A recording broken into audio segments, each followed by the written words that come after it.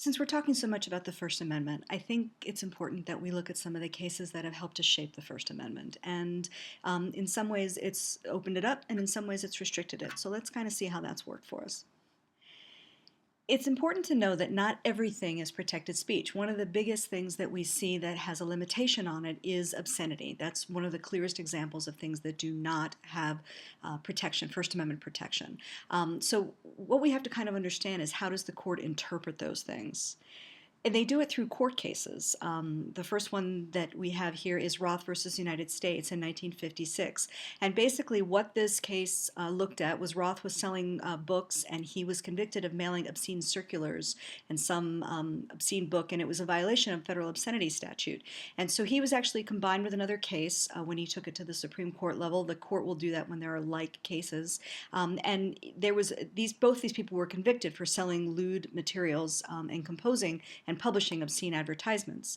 And the question was, did the federal statute or the California obscenity restriction, which is what the other case was under, prohibiting the sale or transfer of obscene material, was that an infringement on the First Amendment?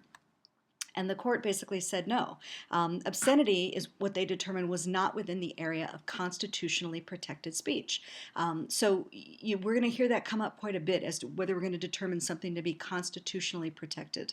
And in this case, what the court said was they had a test for it, and whether you were applying what we would consider the average person applying contemporary community standards, if they would find most of this material appearing to prurient, which is sexual interest, then the material was not going to be protected. It was going to be deemed to be obscene. Now, another case that came up that sort of helped to shape this was Miller versus California in 1973, and what that did was really help the court kind of refine their test a little bit more. The circumstances here were Miller similarly was conducting a mass mailing of what was considered to be adult material. Someone received this material, they didn't like it very much, so he was convicted under California statute, and the question was, is the sale and distribution of obscene material protected under the First Amendment? And what the court did in this particular case was they modified the test they had before, and now this is called the Miller test. So this test set out these three criteria by which something can be determined to be obscene. One is pretty similar, is the average person applying contemporary community standards. Would they find the work as taken as a whole appeal to these prurient interests?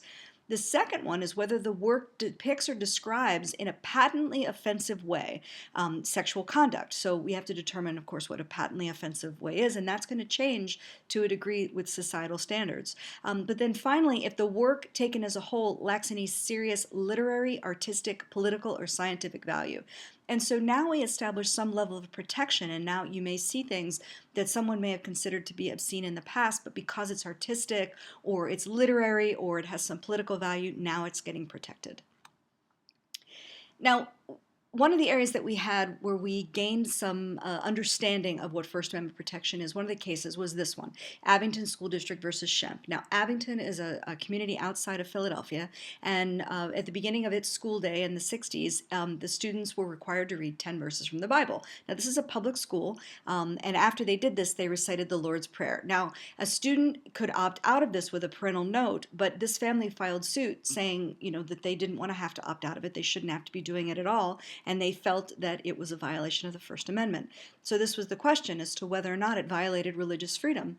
And what the court decided was yes, that requiring activities that related to one specific type of religion actually encroached on both of the clauses in the Constitution related to religion, the free exercise and the Establishment Clause. And so they said the ability of a parent to excuse it wasn't really enough because it didn't prevent the school's actions from violating either one of these clauses. Now, one of of course, the First Amendment guarantees us the right to petition. It guarantees us the right to assemble. But the question is, does it allow for you to go door to door and proselytize to other people, which was the question in this case, the Watchtower Bible and Tract Society versus the city of Stratton, or the village of Stratton, in 2002. And they had an ordinance in Stratton that said that canvassers could not go onto private residential property promoting any cause without getting a permit. So, of course, that allowed the mayor's office to give a permit or not to give a permit. This group of Jehovah's Witnesses, they said this violates the free exercise clause of the First Amendment, as well as free speech. And so the district court upheld it. The Court of Appeals affirmed it, but they took it all the way to the Supreme Court asking this question: does municipal ordinance that requires a permit of going door to door and to display that permit violate the First Amendment?